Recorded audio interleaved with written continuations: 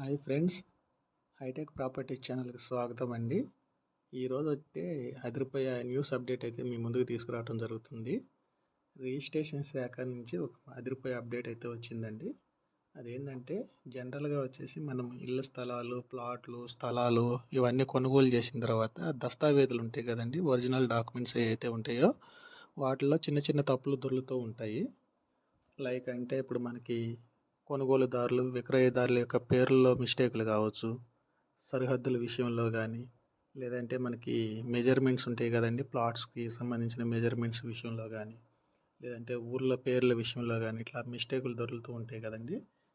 వాటికి సంబంధించి సవరణ చేసుకోవడానికి నామమాత్రపు రుసుము మాత్రం చెల్లించి సవరణలు చేసుకునేటట్లు మనకి రిజిస్ట్రేషన్ శాఖ అయితే ఒక అప్డేట్ అయితే ఇవ్వడం జరిగిందండి.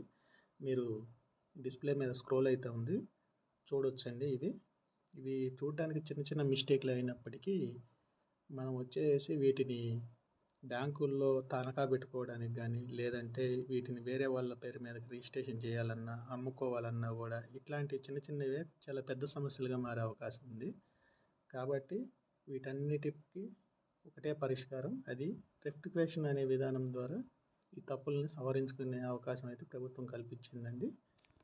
దీనికి సంబంధించి అంతకుముందు పాత సేల్ డీడ్ కానీ, గిఫ్ట్ డీడ్ కానీ, పార్టీషన్ ఈ అన్నిటి ద్వారా జరిగిన రిజిస్ట్రేషన్లు అన్నిటి కూడా సవరణ చేసి దీన్ని మార్చుకోవచ్చండి. సాధారణ రిజిస్ట్రేషన్ తరహాలోనే దీనికి సంబంధించి క్రయ విక్రయదారులు ఇద్దరు హాజరు కావాల్సి ఉంటుంది. అంతకుముందు జరిగిన ప్లాటు, ఇల్లు, స్థలం ఏదైతే ఉన్నదో ఆ ఒరిజినల్ డాక్యుమెంట్ సాయంతో మళ్ళీగా కొత్త దస్తావేజులను తయారు చేసుకోవాలి. కనీసం ఈ ప్రాసెస్కి వచ్చేసి ఒకరోజు ముందే స్లాట్ బుక్ చేసుకొని మనకి ఆన్లైన్లో చలానా కట్టుకొని ఇది నామమాత్రం రుసుము ఉంటుందంటే 2500 చెల్లించి స్లాట్ ప్రకారము క్రయ విక్రయదారులు ఇద్దరు కూడా సబ్ రిజిస్టర్ కార్యాలయానికి వచ్చి ఈ రెక్టిఫికేషన్ దస్తావేజులు రిజిస్ట్రేషన్ చేసి క్రమ సంఖ్య అనేది ఇస్తారు. ఇది 1-2 తప్పులు ఉంటే మాత్రమే సవరించుకోవడానికి కుదురుతుందండి.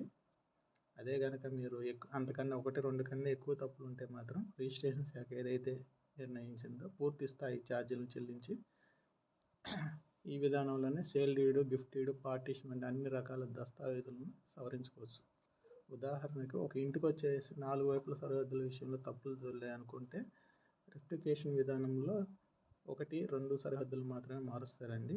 3-4 సరిహద్దులు మొత్తం కూడా మార్చాల్సి వస్తే మామూలుగానే ఫుల్ ఫ్లెడ్జ్డ్గా ఫీజులు కట్టుకుని సవరణ చేసుకోవాల్సి వస్తుంది. ఇదండి ఈరోజు అప్డేటు. ఇట్లాంటి ఎన్నో ఇన్ఫర్మేటివ్ వీడియోస్ కోసం హైటెక్ ప్రాపర్టీ ఛానల్ని లైక్ చేయండి, షేర్ చేయండి, కామెంట్ చేయండి, సబ్స్క్రైబ్ చేయండి. Okay friends.